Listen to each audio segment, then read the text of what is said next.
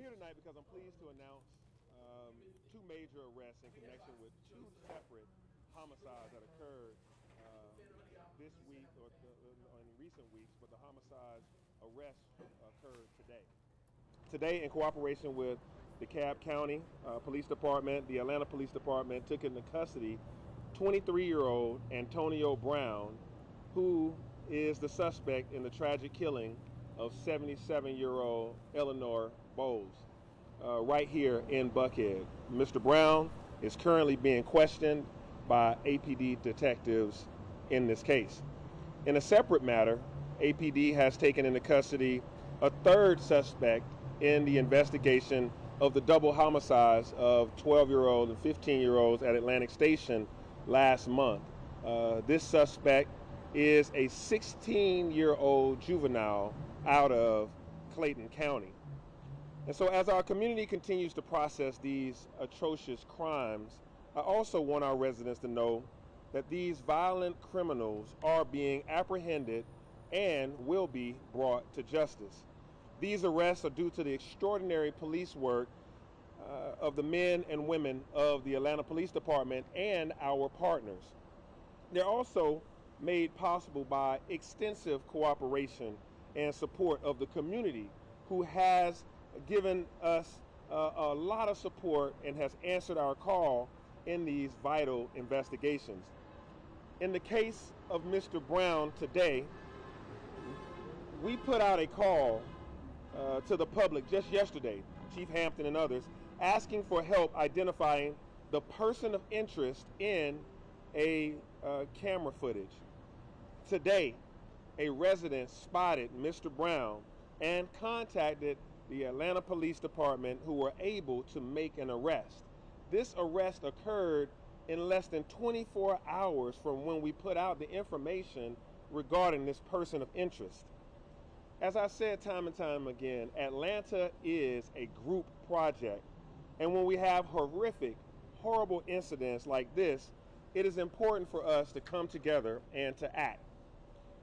And so what I said after the heartbreaking shooting of those young people at Atlantic Station a month ago holds just as true today when a senior citizen is killed.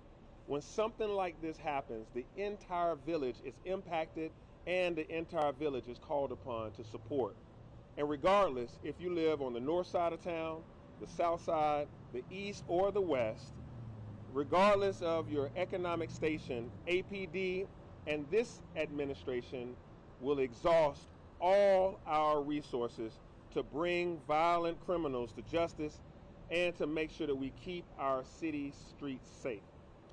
The killing of Miss Bowles is understandably rocking our community.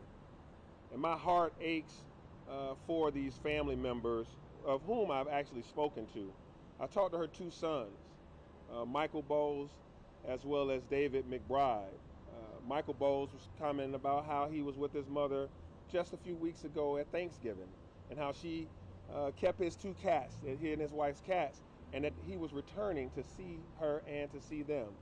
And her life is cut short in that process. And David McBride was talking about how she was a great grandmother to his two kids. And so when you have these conversations and connections with the community members, you understand the humanity that's involved. You also get a sense of how well connected they were and how they applauded the Atlanta Police Department.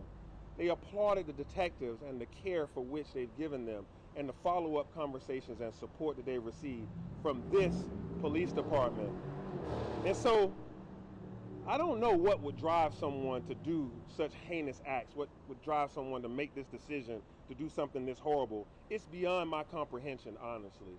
While our police is working very hard to answer that question by interviewing this suspect, you know that I share our community's outrage and our heartbreak.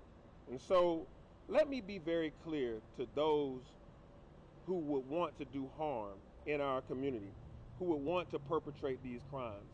If you pull a gun or pull out a knife in our city to hurt, harm, or kill someone, you will be arrested and sent to jail. We will use all of the tools of the Atlanta Police Department and our friends and our partners every resource we have to bring to justice criminals that act in this violent way. The Atlanta Police Department continues to lead the nation in our efforts to close homicide investigations. We stand right now with one of the highest closure rates in the nation at 82%, and the national average is 54%.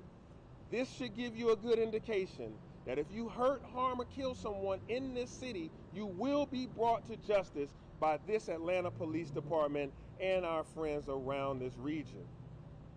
And so, we also will continue to use the tools that we have in place, and these measures are working. While even one act of violent crime is unacceptable, it is important to know that crime is moving in the right direction by crime prevention measures that we have that are working. Here in Buckhead, crime is down in almost every single category. The only one that is still up is in shoplifting. Every single category is down, and most of them are down by double digits this year. And so I wanted to make sure I highlighted that, because one of the tools that we're using to help us do this is our extensively growing camera network. The camera technology has greatly aided us in both of the cases that saw arrests occur today, the one from Atlantic Station and the one of Miss Eleanor Bowles. We stood up Connect Atlanta this year precisely to aid us in cases like this. And I am proud that our city residents and businesses have answered our call to register and integrate their cameras into Connect Atlanta, which is our real-time crime fighting network. As of today, we have 10,428 integrated cameras directly into our network, and another 6,564 cameras that are registered with us. And that is allowing our police real-time access to fight crime. Both of these arrests we announced today were the result of video footage or camera footage that allowed our police to identify suspects. Today I am renewing my call to businesses and residents alike. If you have security cameras, please continue to register them at www.connectatlanta.org. Again, that's www.connectatlanta.org. It is saving lives, and it is also helping us to close these arrests. And so now I will take your questions, and I will have Chief Hampton here that can also address any specific questions about this case. But I thank my colleagues from the City Council for being here. Thank all the individuals from the business community and the men and women of our Atlanta Police Department that are here today. Mayor, can you first talk a little bit about the 17th Street Bridge shooting, that arrest? So this is now a 15-year-old and now two 16-year-olds arrested for killing a 12-year-old and a 15-year-old. Can you talk a little bit about the magnitude of this, these all being young people now? Yeah, absolutely. And I'll let Chief give some of the specifics on it. But, you know, this is heart-wrenching. I mean, for me, as I grew up here as a kid in the city of Atlanta, I went through my teens and was able to go off to college and live a full life. My mother is proud, and she's been proud of me and able to, you know, see me grow. And here we have a 12-year-old and a 15-year-old whose lives were stopped short at the hands of a gun by individuals hanging out past curfew at Atlantic Station. Measures were put in place to try to help them be safe by installing this curfew. We had 20 plus officers at Atlantic Station at the exact time of the shooting. After you saw the gun flash, you saw police lights. It's literally trying to help keep people safe and to give them an opportunity to go forward in life. We have midnight basketball. We have police athletic league. We have At Promise Center. We have summer youth employment that employed 3,000 youth. Well, we got to have a fall answer, it seems. Because summer we had crime down, youth-related crime was very down. But now in the fall we got to get back to certain things. So my team, we've already announced the Year of the Youth is occurring next year, where all departments, all eyes, all hands are on youth. I'm calling on mentors. I'm calling on people that, you know, we got to train parents how to keep a good eye on your kid. If you've given them a cell phone, then they need to be. You need to know where they are through that cell phone network. To know, when I called those parents that night, I called most of those parents. I talked to the parents of 4 different children. None of them knew their kid was at Atlantic Station. And so we are going to have to, talk about guns in our community.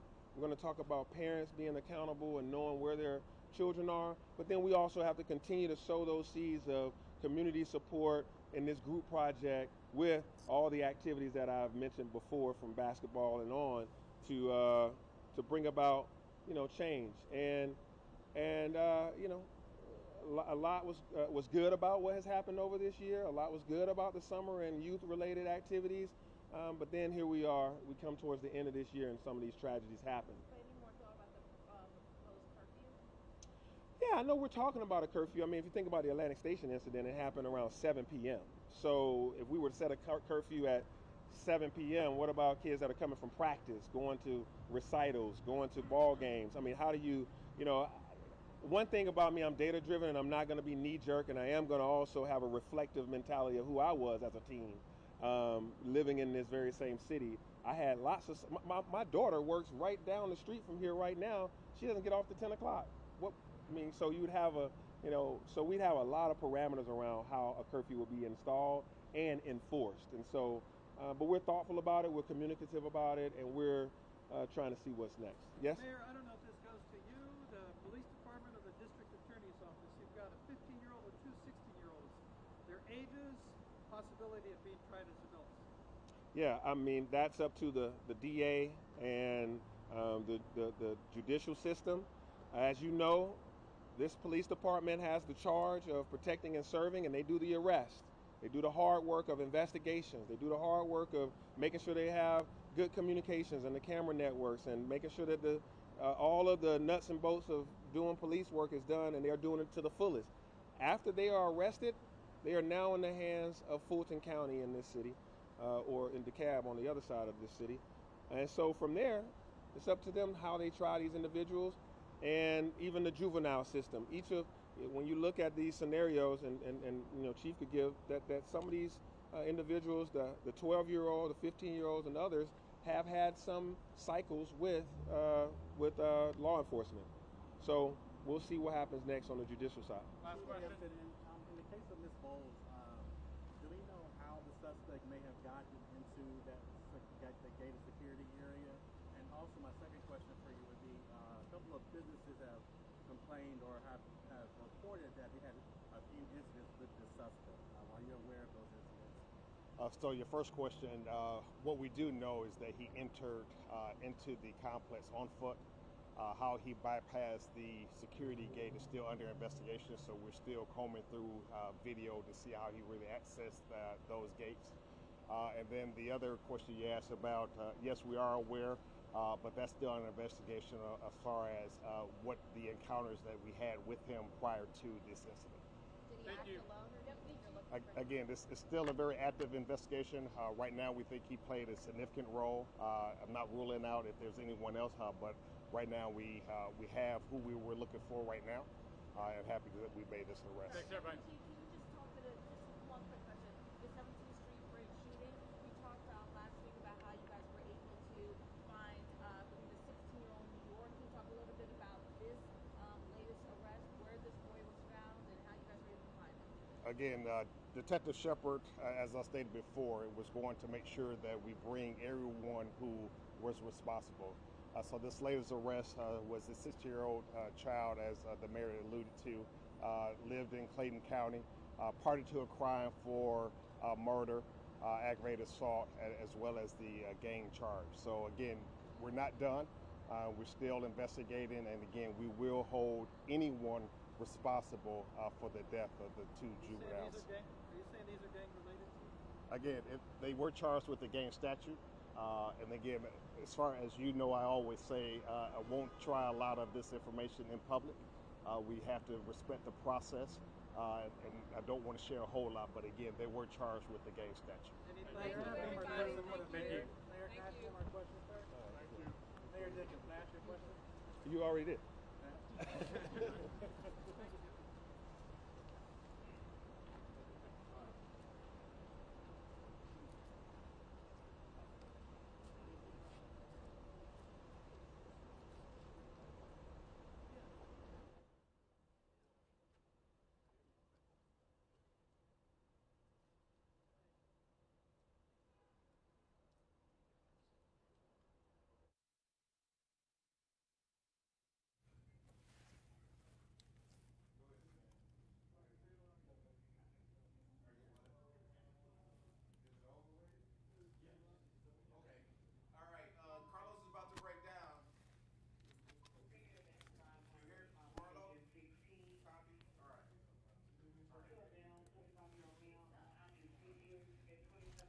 Hey there, guys. I'm Jamarlo Phillips here at the First Alert Desk, and there you just heard from Mayor Andre Dickens and the Atlanta Police Department giving us an update on a deadly stabbing that killed a 77-year-old woman over the weekend. That was Eleanor Bowles. She was stabbed to death at her home, police tell us, and they were searching for a man involved in this case, a person of interest, and they just told us that the police arrested 23-year-old Antonio Brown.